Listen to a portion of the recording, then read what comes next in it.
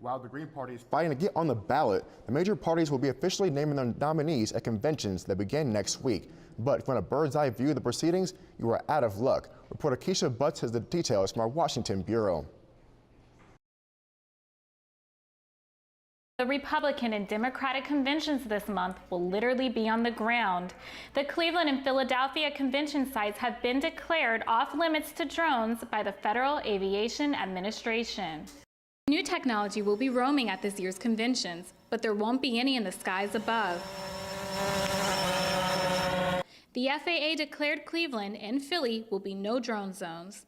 Michael Droback with Small UAV Coalition understands the caution, but says they could be used as the government uses them.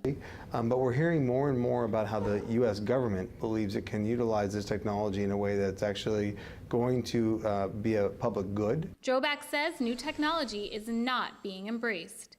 Well, I think there continues to be a certain level of kind of resistance to this UAS technology, unmanned aerial system technology, and I would say that many are concerned that this technology isn't being embraced, but I think that comes with time.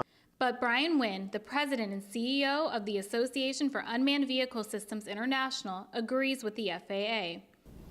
Well, drones typically wouldn't be allowed at the convention, any convention for that matter.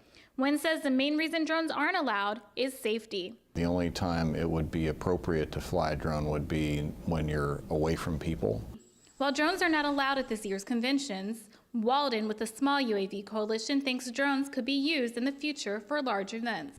They will be used by the operator of the event. So at a Super Bowl, the NFL will use drones officially, but will also probably license television companies and other media outfits to operate drones under restrictions and limitations.